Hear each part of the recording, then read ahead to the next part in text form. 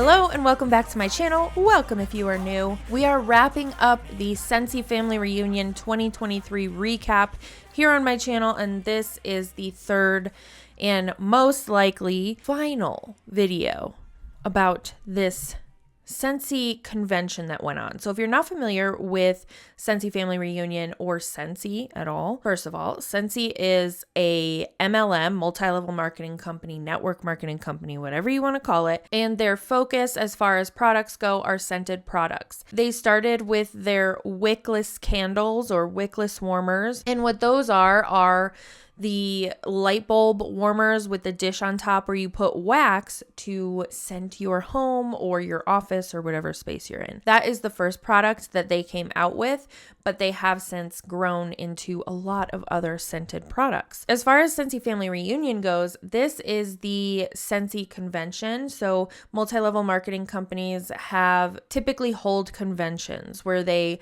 all gather in one place, and it's not like a typical business convention. It is full of, in my opinion, BS workshops and trainings and sessions that you have to sit through where they announce new products, and anybody that's in the bubble that's drinking the purple Kool-Aid is going to tell you that it's an amazing experience. But speaking of someone who was within Scentsy for 4 years and went to 2 of these Scentsy Family Reunions, I can say looking back that it was a load of BS for the most part. Now, if you missed the other 2 videos, I will make sure those are linked below, as well as my full Scentsy playlist. I do have an extensive deep dive on them as well, so you can find that in the playlist. You do not have to watch these Scentsy Family Reunion recaps in any specific order, so if you landed on this one first, don't you worry. In this video, I'm going to be reacting to 2 more Scentsy workshops that were put on during the Scentsy Family Reunion. And the workshops are a bunch of smaller groups of consultants who have chosen to be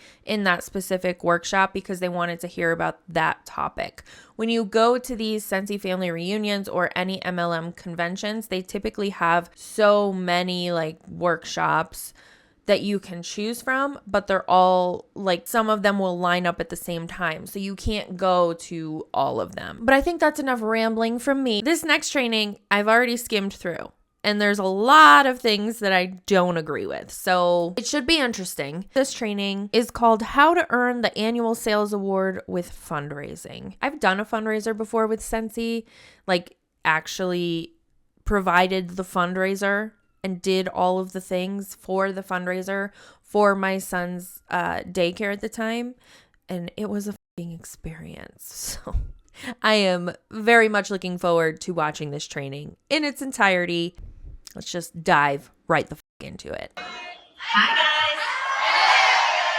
All right, y'all, my name is Samantha May, and I am a store director from Albertville, Alabama, if you can't tell. And I have been with Scentsy now for almost 8 years, and I'm so excited to share with you all about how I earn the annual sales award year after year, but how I utilize fundraisers to do that. And so that is part of my heart and soul with, I feel like, life, and just to earn the annual sales. So the big ideas that we are going to cover is to find the opportunities to give back within Scentsy through the community, and then how you can be the example of one of our core values, generosity. So how do we do this, and where do we even start? So how many of you have ever done a fundraiser before? Okay, that's a lot, good bit, awesome. Okay, so with fundraisers, if you've done one, you know you have to put in the work.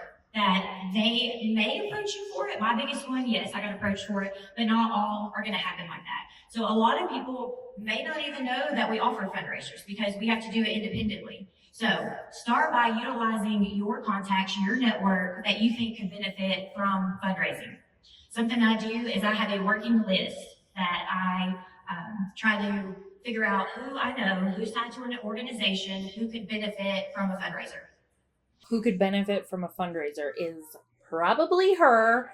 I did this, and looking back, I see how gross it was. I would reach out to everybody who potentially needed a fundraiser, including my son's daycare at the time. And looking back, it just feels a little desperate because, as you're going to see, they're not doing it out of the kindness of their heart. I wasn't doing it out of the kindness of my heart. I had an agenda. I had something that I was going to get from it. And that's why I did it. And I hate saying that, but it's the truth. And it's what goes on in MLMs. And I'm sure somebody in the comments is going to blast me because I did that. But I'm admitting to it because I know I did it. And I know that other people who are still within the MLM or networking space are also doing it when they're talking about fundraisers. And I think it needs to be called out. And I think this training is the perfect way to bring more attention to it. So just ask. Ask if they need funds. Ask your people. Think about your friends involved and ask them one-on-one. But don't be afraid to talk to people because you're going to have to get that information. Because some people are going to go, I didn't even know you could do that. Can you do that? Of course we can. So worst thing that's going to happen if you ask them, they might tell you no or ignore you. Because who hasn't been ghosted? Right? It's happened a time or two. So they will at least know that the option is there. So if they don't need it now, kind of like in recruiting or a sale, that they know it's offered for later. And then we want to make sure too that we tell them how simple it is. We don't want stuff complicated, neither do them. So make sure that we're not overcomplicating it and that we're simplifying it. So listen to those around you, listen to those who are talking, conversations, the posts. When you see a ball team, somebody that you know, a friend, that they say, oh, we've made it to this finals, we're going on this trip. They may not say necessarily that they need a fundraiser, but you can reach out, congratulate them, and then also offer that opportunity. So be excited and let them know. So some things that I do is I have some social media posts some ideas to this is what I say, we're going fishing. That you are posting things, you're trying to generate a lead list. You're going fishing. You're going fishing. Do you think that like the regular old fundraisers, like the butter braids, if you're familiar with those, or things of that nature, are like, we're going fishing today. We're going to post some shit on our social media that says, if you could donate $500 to any organization, which one would it be? I fucking did that. And I had multiple people in my family who obviously wanted to support me, but also had a cause that they wanted to donate money to. And if they took that money that they spent on the Scentsy to help me and help them, just the money alone that they spent on the Scentsy would have been more than the commission that I was able to donate. And that should say a lot. And I feel gross for doing that. I hate that I did that, but I did it and I accept it. And I don't want anybody else to fall for this shit. I know it sounds so good when you have a cause that's close to your heart and you're like, I want to do this fundraiser with Scentsy or with any other network marketing company so that I can donate the proceeds that come from it to that cause. You're better off just donating the money that you're going to spend on the Scentsy to that cause. Because more often than not, the money that goes to one order during that Scentsy fundraiser is more than what the consultant is going to be able to contribute. And the same thing with which local nonprofit is your favorite to support. What could your organization do with an extra $200? It's just like, I hate this. So things that, if you get in that habit of posting this, every month, every other month, that you're looking to find those who could be interested. And you want to follow up on these. And so with the first ones of saying who could donate $500 or if you could donate to any organization, or which local nonprofit is your favorite to support, you're getting them to tell you who they support. And so on your list, you're going to write that down, know who you're going to work with. And then when you're asking if any organization, like what they could do with that extra money, then you're getting them thinking about, oh gosh, like we really could use those funds, or we would love to have that new place at the daycare. Hey, let me help you get you there. So we also know that people are out of sight and out of mind. Anybody else have the Dory mentality that you forget really quickly? So a list is fantastic. You want a working document. So these are going to be links at the end. You'll be able to scan that QR code for this document to help you follow up. So now we're going to follow up with all of these organizations who potentially already said, no. This is something that you can use by reaching out to them. Keep it a working document, fill in, follow up, and make sure that you can message them, email them, call them, contact you, but this will help do that for you because referrals are a great way to secure fundraisers. Now, if you don't know who if you're thinking, okay, I don't really know a lot of people, my friends haven't really told me who, or maybe I didn't get a lot of stuff on Facebook, what can I do? Your target audience, look for the sport teams. Look for youth leagues, rec leagues, fall teams, nonprofits, ministries in your area. They live off of donations. So fundraisers are usually a go for them. In a way, I feel like these groups are being taken advantage of when MLMs are going for these groups, especially like newer groups. So if you're focusing on, say, for example, she has local theater programs on this list of people who are your target audience. For instance, if they are brand new and they've never done a fundraiser before, they may think that this is a great idea, and they may not know to do more research to see what other fundraisers are out there. And this is not a great idea, but I see this as consultants preying on that ignorance of people who may not know what other fundraiser options they have. And this may be the first thing that they're approached with, and they might jump on that really quickly.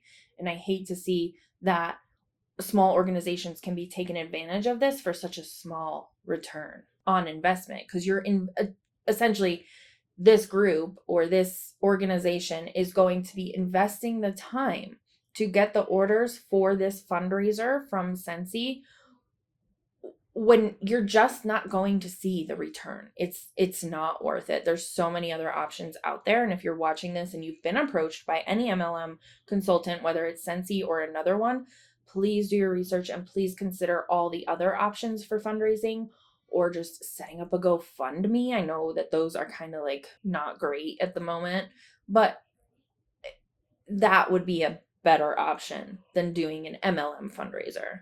Local theater programs, animal shelters, church groups, youth groups, they have trips. There's always something that somebody needs for a nonprofit. So any groups that can benefit from a particular product, think about that as well, about buddy drives for Children's Hospital, nursing homes, police department, things like that. So once you've secured a fundraiser and you go, okay, what do we do now that we've got it? You got to make sure that you're taking the time to plan it out, because a lot of these groups have to get approval, and then being aware of the seasons. Like if your church group is going on a trip in the winter, you need to plan in the spring to raise funds. So you want to plan and line up as much as you can ahead of time. And like I said, organizations often have to have them approved. And so you need to work within their time frame, make sure you're getting those documents, paperwork, everything set and approved. All right, so let's talk about the different fundraisers that you can do. Buddy drives. This one makes me angry. Let's listen. I'm curious to see what explanation she gives this. All right, so a full catalog fundraiser is... She didn't say anything about it, so let me explain it.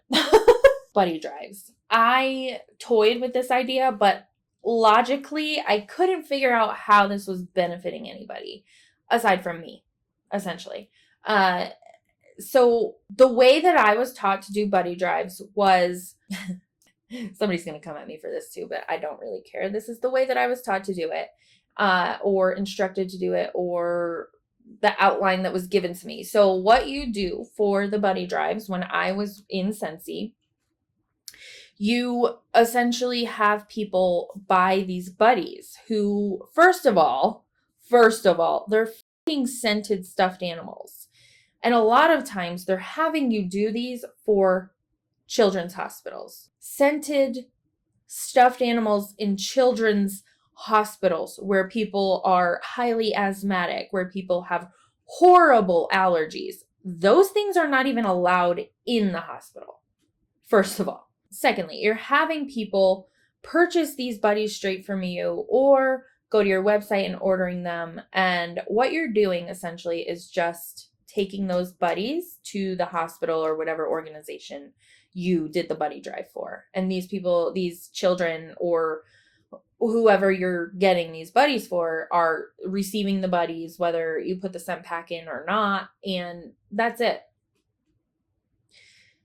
These organizations, these places that you are doing these buddy drives for need money more than they need stuffed animals. Yes, it's a kind thing to do, but they need the money. And what just happened is you made a transaction with somebody, you got the money and you gave them the product. And that's now your money. You have the money. You have that commission. And that's where I have a problem with buddy drives, because I think they're bullshit. They are full of me. This is for me. I need to earn this trip. I need extra income. I'm going to hold a buddy drive and make it look like I'm giving back. Nobody's benefiting. Nobody who actually really needs the money and needs to benefit from the money, needs the things that come from the money, the medications, the clothes, whatever it is, that's what they need. If there's something left over after that, then give the stuffed animals. But this is not logical to me. I think they should be gone. I hate buddy drives. Whenever I see so many posts, because people on my Facebook, like, for whatever reason, think that I'm into MLM. So I get added to Facebook parties and people friend me who are in MLMs. And the amount of times I see a buddy drive post makes me want to vomit. It's so gross. And it's so self-serving. That's what it is. It has great potential. One of my biggest fundraisers is a school choir group, and they do anywhere from $8,000 to $15,000 in the 2 to 3 weeks that they sell. And so that was one that was approached to me to do. But my favorite is buddy drives. So each year our team, I used to work for St. Jude back in the day, always loved them. So we have an affiliate clinic and we donate to St. Jude, and we also have a local hospice organization that we give buddies for bereavement. So this is my buddy Coop. He's a little rock star. So the first year that we had the buddy drive for this clinic, he said, "Can I have 2?" And I was like, "Baby, you can have whatever you want." So buddy drives, because we'll get into a little bit about more with the PRV side, but this is the generosity side. And side note, Cooper is now cancer-free. Taking a moment to acknowledge that. Good. I am so happy to hear that. Genuinely. Like, that is, I have chills. I can't imagine having a child go through that. So quick acknowledgement. Happy to hear that outcome. So along with buddy drives and targeted items, you can do fragrance flowers, scent circles, anything like that that is individual. And you can also do shopping links, online links. Those are great for those who don't have a group to take out packets that are going to share the link, because we know the power of social media. So this is the fun part about the business, is that if a big fundraiser doesn't seem like something you can do, you don't have to do it. You get to do whatever you want within your business as long as we stay compliant. So you get to pick and choose what you want to do, how you want to give back to the community. There's lots of options.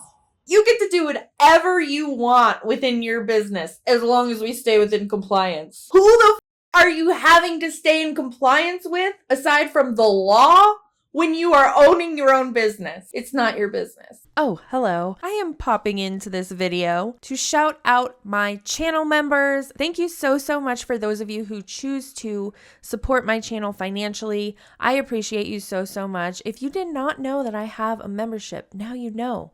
My channel membership button to join is underneath this video if you are interested. A couple things that you get when you join the membership are shout outs in all of my videos like this here, as well as members only live streams, which I do at least once a month. So if that is something that sounds of interest to you and you would like to support my channel in a financial way, then that option is there. Otherwise, I really do just appreciate you being here and watching my content. So thank you so much. And with that, we're going to get right back into it.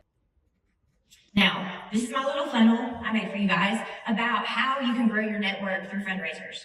Ah, yes, the agenda. Once they're in the fundraiser, they're then going to be religious customers, right? They're going to order from you however often. And then they're going to start doing Scentsy Club, right? And then you're going to pull them in to host a party, and then you can pitch them the opportunity. It's all got a gross agenda. Butter braids don't have that agenda, and I enjoy butter braids. Do more butter braid fundraisers. Because how does this help with annual sales? Well, besides providing the PRV, you can grow your business, and it can benefit huge from fundraisers. When you start fundraising and others start saying, "Hey, this is what she did for this organization, this is how he helped us raise funds," then you're able to get referrals. They're saying, "Hey, call my Scentsy lady, like she helped us raise money to get new uniforms." So that can lead into, they're going to funnel in, they can potentially be customers, which can grow into your next clubber, which could be your next host, and then maybe one day your next team member. So this is our little network funnel, and collect the right information. Make sure you are following up with them, which can lead into adding them to your contacts, adding them to, if you do email, text alerts, adding them on social media, building and nurturing those new relationships so that they can grow in your network. They provide a customer base through any of these, so you never know what can happen, right? So when you do fundraisers well and you make it simple for the organization, that's the part of the referrals that's going to come in. We don't want to overcomplicate it. Y'all don't have time for that. They don't have time for that. But this is a great way that we can showcase and live by the Scentsy value of generosity. So while it is fun to earn PRV and awards and incentives, you're doing so much more. Like, think about Coop. He does not care that I earned an award, and I don't care that I did. It mattered for him. It mattered for those that were benefiting, those that are helping. You're able to show your Scentsy spirit and core of individuals and who we are as a company and give back to those who need it. So earning this award personally, it means that I am growing my business. We know that we have to sell 2,500 PRV a month, and that can get us there. But you're going to start earning it 8 months, 6 months, 4 months, and then you realize I'm growing in my business. And I'm able to share that, share with your team, share with your friends, share with the person you just met in line for the display, share with them how you do these things. It's great to be recognized and it's fun to have the award, but share it with your customers. They're the ones who help get you there. Celebrate with them. And then I strive to earn it each year because then that's just something I can say, yes, I did it. But the bonus is nice. I mean, our last name is the letter M, so our car tax are due in May or June. So if you know, like when that hits, that's great. So that can be such a blessing to your family to know that you have that income coming in. And so you can always take care of your business and you, but most importantly, you're going to take care of your family first. This business offers the opportunity to not only bless your life, but bless others through it. And so Heidi would always remind us to give more than you take. And that's what I'm going to challenge you all to do, to give back in your business, because you're not going to regret it. So thank you guys for the privilege of your time and letting me talk to you all about fundraisers and selling. If you want to connect with me, feel free to, and I'm happy to help you any way that I can. And I challenge you all now to go do good and change your community through fundraising. Here's the part that actually matters. What are you giving them, right? Aside from the buddy drives. So obviously they get the products they buy. Most of the time when people are doing fundraisers, they are doing more than $2,000 a month, which means they get an extra 5% of commissions. Does that 5% go to the cause that the fundraiser was for? Most of the time, not. Most of the time, it is a portion of the commission. So I wish I had everything saved from all of the printouts I had when I did the fundraiser. But I did give them all of my commission because it was my son's daycare, and at least that part, like, I feel good about that part. At least I gave them all of the commission. But a lot of consultants will say, I will give you the word at like 10% of my commission. So you're not even getting the full commissions from those things sold within the fundraiser. Even just go to Sam's Club. They have the fundraising boxes of chocolate that you can purchase, and then you sell each piece of candy for $1 or $2, whatever it is, and you'll profit more off of that than you would with a Scentsy fundraiser. I promise you that. But I noticed that she definitely left all of those parts out. It was very surface level. Like, she didn't go into the details about what really goes on when you do a fundraiser. And I will just say again that most of the time, these consultants are not giving their full commission payment to the cause. They are keeping some of it. And the reason that they're working so hard for these fundraisers is to get that annual sales award and to get the points they need for the incentive trip. And on top of that, they get monetary bonuses for each of those things. And I think that needs to be exposed. I think it needs to be talked about. And it's absolutely horrific to think that these individuals really think they're doing the most to give back, and they're doing the least. Just go and donate to the cause when you see somebody with an MLM fundraiser. Do not fall for this shit. Now let's move on to our next training. Hi, Scentsy family. Hi, my name is Mallory Thompson. I am a superstar director out of Louisville, Kentucky, and this is my 6th year with Scentsy. And I have a beautiful daughter I just had last year and an awesome husband. There's no picture of us up there, but they're awesome, just trust me. So, out of my 6 years of experience, through all the ups and downs of this business, there is one thing that I have never stopped being adamantly consistent about, and that is follow-ups. I make a conscious effort to do them weekly, So I'm excited to talk to you guys about something that I'm passionate about, and that's following up fearlessly.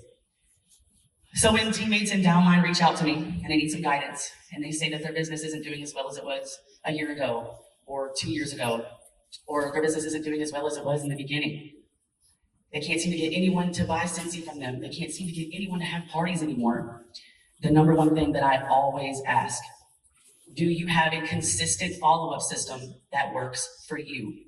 That's always the first thing that I establish. Follow-ups are what helps us build bonds with our customers. They give us ways to create opportunities for our business, such as buy conversations or host conversations. Follow-ups keep us relevant, and they help us build credibility as consultants. We cannot have a successful business without some form of follow-up, you guys. So quick disclaimer, this individual is talking a little bit on the slower side, so I am going to speed this clip up just a tad, but I know there have been issues with my editing in the past, so I apologize, but I will make sure that this is as understandable as possible with it being in an echoey room and being sped up just a little bit. Our business becomes rooted and trustworthy when we are consistent with them. Early on, I learned that following up is the bread and butter to getting customers to buy, post, or join Scentsy. I saw quickly that our customers need to hear from us and on a frequent basis for us to be able to build actual relationships with them. We have to talk to humans one-on-one and talk to them often for this business to really work and to be successful. Thanks. Customers don't always come to us, okay? We have to make a committed effort to go to them. Whenever I feel like my own business is slower than usual, I sit down and I focus solely on follow-ups. So I really do practice what I preach. Now, am I sometimes nervous to jump in and do follow-ups? Yeah, I'm a human. I have anxiety, okay? But to make it easier on myself, I simply just talk to others the way that I would want to be talked to. When doing follow-ups, I don't just jump right into like, hey, do you want to buy some Scentsy? Or do you need a wax refill? I build onto the relationship that I already have with that customer. I ask them how their family is doing. I ask them how their job is going. If I saw a post on Facebook about them remodeling their kitchen, I ask them about that. I talk to them about their life. Okay, this is where the problems come in. I don't have a problem with people saying, like, encouraging people to check in on people. You know what I mean? Like, hey, how are you? How's the family? Blah, blah, blah. But what I have a problem with is the fact that so many MLM consultants, network marketing consultants that build their business on social media will tell you that you need to not just talk to your customers about the products or the sales or whatever. You need to also talk to your customers about their family and their life and blah, blah, blah, because that's how you get the sales. So the problem I have with it is that this training is following up fearlessly. And the reason you're following up is because you want to get sales and recruits. So there's an ulterior motive. And if I know, and maybe this is just because I have been in this position and I was a gross person and did these types of things, but if I know that you are in an MLM or a network marketing company and I don't talk to you on a regular basis, I never talked to you on a regular basis before you joined this company, and now all of a sudden you're talking to me and asking me about my family and how things are going and how this is and how that is, I know that you have an ulterior motive and you don't really care what I'm saying back to you. You're just waiting for the right time to slide in like, hey, we have this sale going on, or hey, I think you would be a great addition to my team. And that's what I have a problem with. I don't have a problem with anybody reaching out to other people and asking how they are. I think that's normal human being behavior with genuine friends. But when you're talking about your business, that's weird. It's weird. As somebody with an actual business, my follow-ups, like, yes, I interact with people who may have shown interest in the services that I provide on social media, but I'm not going out of my way to DM them and act like we have this in-depth relationship when we don't. And yes, I may DM them every now and then to genuinely follow up, because they know that that's why I'm in their circle of human beings on the interwebs. And they know that I'm probably going to follow up, not in a gross way, like, hey, have you thought any more about this? Just wanted to check in. And if there's somebody who has blatantly said no before, that I'm never going to follow up. And I can bet you that in the next few minutes, she's going to say that even if they've said no, follow up. That was quite the tangent. Let's get back into this, shall we? They know that I sell Scentsy, right? They know they can come to me if they need to purchase product. I think that kind of goes without saying. But what doesn't go without saying is genuinely caring about them as a person and not just caring about them when they are a purchasing customer. And your authenticity with this is super important. And if you're faking it, your customers are going to be able to spot that a mile away. If you have to teach somebody that they need to be authentic, then they're already not being authentic. So don't just message customers for sales, okay? You wouldn't want that, and neither will they. And going into follow-ups, not just for a sale, helps when you're feeling nervous and icky about them. It takes the pressure off of you and your customers. Now, even if you don't have a huge list of existing customers, start building relationships with the ones that you do have, okay? It's better to have 5 really loyal customers than 100 people who purchase from you and never purchase again. Trust me on that. Now, if you sit down and you decide that you want to do follow-ups, but you have no system established, you're gonna get analysis paralysis. You guys know what I mean when I say that? Where you sit down to do something and you have no clue where to start. So you just sit there and stare at the wall, and time passes and then you get more nervous because you haven't done anything, so you just stare at the wall some more. That's analysis paralysis, okay? And that's why systems are so important in our business. They keep us organized and they help us utilize the time that we do have to spend on working. And there are a ton of follow-up systems out there, you guys, a ton. You just have to find the one that works for you and your business. Not everyone is the same, not everyone works the same. So it's important to remember like what works for you might not work for someone else and vice versa. That's why I always tell teammates that they might want to try a follow-up system or they might have to try a few different follow-up systems before they find one that works for them. That's normal. And I also tell them, they know this, I tell them to try a system for at least a month before they roll it out. Sometimes they take tweaking and modifications to work best for you. So don't give up on a follow-up system before you at least give it a shot, okay? All right, so I'm gonna tell you guys how I've been doing my follow-ups. And this is what works for me. But remember, like I said, this might not be your cup of tea and that is okay. I came up with this follow-up system last year when I had my daughter, and I needed something like seriously super simple. I needed simple. It's just something that I could sit down and jump like right into without a second thought, okay? Nap time hustle, it's a real thing. I am a lover of spreadsheets. I am that person, you guys. If I can make a spreadsheet for something, I will do it. So I decided to utilize Google Sheets for my follow-up system. Google Sheets is Google's version of Excel. It's free to use, and all you need is a Google account to use Google Sheets, and Google's free to sign up for, so this is a completely free system. Those are my favorite kind.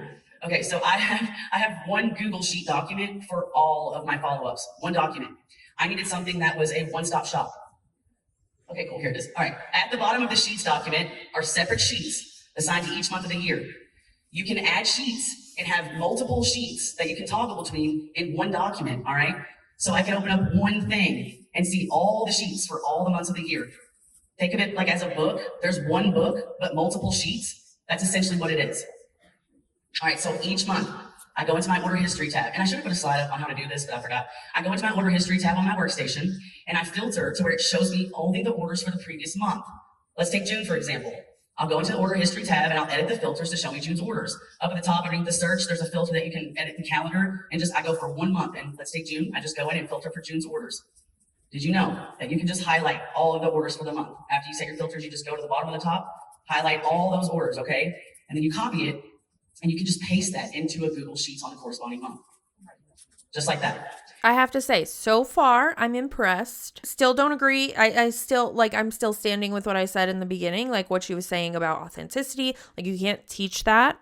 If somebody doesn't know how to be authentic, then they're just not going to be authentic. But this spreadsheet, I do like spreadsheets. You know, we've seen some really bad ones thus far. So it's kind of refreshing to see someone being like, giving the consultants actually something they need to do the thing that they were contracted to do, which is sell. So like I said, that'll be it for our Scentsy Family Reunion 2023 coverage. But if you are a channel member, I have saved a couple of these trainings for us to react to on a members only live stream. So if that's something you're interested in and you're not a channel member, make sure you click that join link below this video. If you're not interested in that, I just thank you for being here. And thank you so much for hanging out with me while I talk a bunch of shit. And I will see you in the next one.